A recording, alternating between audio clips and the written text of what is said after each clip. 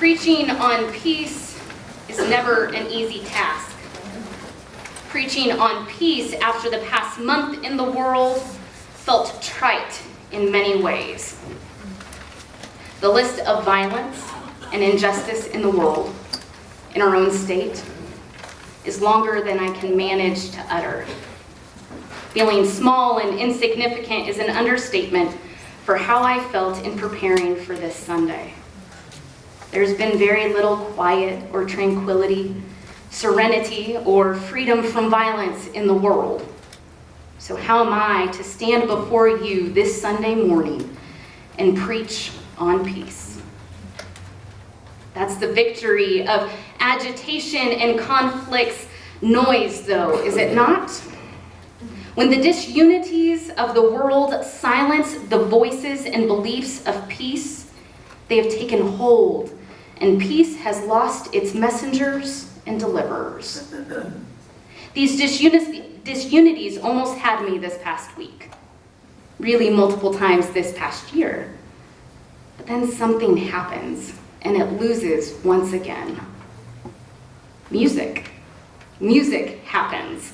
The melodies, rhythms, harmonies, movements, tempos, verses, choruses. They speak to my heart and my soul, translating the truth of peace to my struggling mind. This week there have been two songs that have been my anthem and my cradle as the news continued to proclaim the pains of the world. Oddly enough, they were not two songs from Adele's new album, 25. Shocking news to my colleagues who have heard me listen to it on repeat, so sorry, Kevin. No, the song came from one of my favorite bands, Over the Rhine. And during Advent, they are my prophets. I was listening to their music, and New Redemption song came on, and my heart was reminded that during Advent, we wait and we proclaim the greatest redemption song of all. Not the one that will be proclaimed by political divides or our dogmas or the world's mistruth of fear leading fear, but the one ushered in by an innocent child whose mother proclaimed the true redemption song before he was even born. As Over the Rhine's band's husband and wife duo, Karen and Linford, began strumming the guitar and playing the piano keys, my soul was stung with pause. Then the full band of bass, drums, and electric guitar began, and Karen hauntingly began to petition what my heart needed to be reminded of, and my head needed space to believe in hope. She sang, "Lord, we need a new redemption song. Lord, we've tried, it just seems to come out wrong. Won't you help us, please? Help us to just sing along a new redemption song. Lord, we need a new redemption day. All our worries keep getting in the way. Won't you help us, please? Help us to find the words to pray, to bring redemption day." Over the Rhine captured the words I had lost, or more so didn't know how to speak, because none of the ones I mustered up this week seemed to be right. Yet these lyrics gave me the words I needed. Won't you help us, please? Help us to find the words to pray. Could not more accurately describe what I needed in a week filled with death. Words escaped me, and those I heard on the news this week were not ones that offered comfort, but music did. The combination of words and instruments allowed my soul to be stung long enough with pause for the breath of truth to fill my soul and remind me that peace resides in each of us. As people made in the image of God, an image that is hope, peace, joy, and love, we hold all these truths in our very being. In times when the world seems so bleak and dark, we can forget these truths, and that we are in fact the prophets and forebearers of them here and now. What music has reminded you that you are beloved children of God who have the power to bring forth light and truth? What song or poem gave you the words to spark the strength to believe the Advent story for one more day? The other song was the Magnificat, Mary's song. Maya did a fantastic job of reading that song just a bit ago. Hard to imagine that Mary was not much older than Maya when she said these words and proclaimed that she was actively participating in God's transformation in the world. Mary's words are not futuristic or passive. Notice how they translated into past tense, not meaning that these aspects have come and been accomplished, but rather they've been started and Mary is joining in. As I read Mary's song, I found words for all that I had forgotten to be true. I forgot that even in my inability to maintain hope, it still abides. That God's loving kindness endures when my kindness has stopped. That the truth that happens around this table can happen around any table if given the chance. I am given hope that even for Mary, normal prose was not sufficient for expressing her belief and dedication to God. She turned to poetry. She turned to song. She turned to the words of the prophets and leaders who had gone before her to help her name all she was feeling and experiencing. I can imagine in the early church, this being a central canticle as they gathered for worship. I was speaking with a fellow pastor and friend of mine, Leah Davis, this past week. I asked her what she thought of the Magnificat, and she said she likes to think of it as Jesus' lullaby. She says she thinks about how Mary sang this song around the house and how it shaped the family. In Mary's song, she magnifies the Lord by naming her faith, allowing her past and her present to shape her beliefs. And she is the first prophet in the Gospel of Luke as she names who Christ will be and that she will be one of God's devout disciples for years to come. When our hearts and our souls need more than regular prose, they find voice in poetry and song. Mary proclaims that regardless of what the world said of her situation as a pregnant, unmarried young lady, and doubting that she was carrying the Messiah, she allowed her soul to sing and magnify the Lord.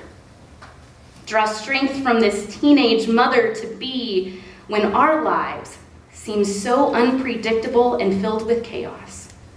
Draw her words to your lips and proclaim all the faith you have and magnify God. It's beyond fitting that our Advent theme this year is Sing We Now of Christmas. And we are giving way for hymns and carols to tell the story of Advent. I don't know about you, but I need to be reminded that hope is the foundation that allows me to proclaim peace. This week, as in many weeks in my life, music has been the vehicle by which I have been reminded of the words I need to say. Music has given me voice and has given me a tool to tangibly bring peace to a world that is hurting.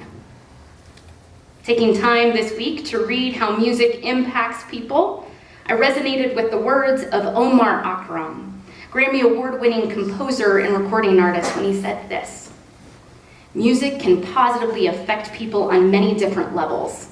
It can be a tool to communicate culture and a remedy for suffering. I've learned to meld cultures and bring instruments from around the world without hesitation. Embrace the culture you are from. It's who you are. It is a part of what makes you unique. In some ways, you can promote diplomacy through music. But it's important to understand that diplomacy does not always have to be political. Don't be afraid of who you are and where you come from. When you keep an open mind and an open heart to the many cultures of the world, you can turn your musical instrument into an instrument of peace. When you keep an open mind and an open heart to the many cultures of the world, you can turn your musical instrument into an instrument of peace. Mary's song reminds us how this can happen in our world today. We are beloved children of God. Hope is our foundation, peace our proclamation. We cross cultural, ethnic, religious, economic barriers, and we are unified in the song of Advent. Singing God's song of love is our response to violence. And what a mighty response it is. Much like Mary, our words are not passive, but actively joining in the work of peace in the world when it is filled with the noise of violence. Mary's Magnificat recognizes that she is part of God's redemptive work in the world. She sings with conviction that those with pride will be humbled, world leaders will no longer act as gods, those who are dismissed and marginalized will be elevated with dignity, the hungry fed, the rich brought to balance. These are not weak statements, friends, especially for somebody who had no societal power. When it feels as if there is nothing we can do in our lives to bring forth peace, we can say Mary's words with the conviction that they are our own, that they are our song. In a world that can seem as though no action is big enough to bring about change, when life is filled with terrorism, racism, classism, and more isms than we can express, it can feel pointless to even try. In these days, let us remember that today is the day to bring forth God's kingdom of peace a bit more. The poetry of John O'Donohue, which is a staple around our office, thanks to Anne, he reminds us that the day when history is made is never known when it is happening. It could simply have been when a teenage girl magnifies her belief in God in song. It could be when we lean in to hope and peace and bring forth liberation. Listen to his words. No one knew the name of this day, born quietly from deepest night. It hid its face in light, demanded nothing for itself, opened out to offer each of us a field of brightness that traveled ahead, providing in time ground to hold our footsteps and light of thought to show the way. The mind of day draws no attention. It dwells within the silence with elegance to create space for all our words, drawing us to listen inward and outward. We seldom notice how each day is a holy place where the Eucharistic of the ordinary happens, transforming our broken fragments into eternal continuity that keeps us. Somewhere in us, a dignity presides that is more gracious than the smallness that fuels us with fear and force, a dignity that trusts the form a day takes. So at the end of this day, we give thanks for being betrothed to the unknown, for the secret work through which the mind of day and the wisdom of soul become one. No day is too far gone to make history. As we sing our way through Advent, may we be reminded that peace is possible within each and every one of us. When we don't know the words to say, music can be our unifying tool to allow peace to break through the pain and hardships of the world. Each of our lives is a living song that God has created to be played in the world. When we forget that we are playing God's song, we can be grateful that the Spirit brings alongside others to help us remember. And once again, our song gets loud enough for us to hear it. We are the bearer of God's image, beings filled with hope, peace, joy, and love. And the song God has for each of us is the way we transform the world with action and proclamation.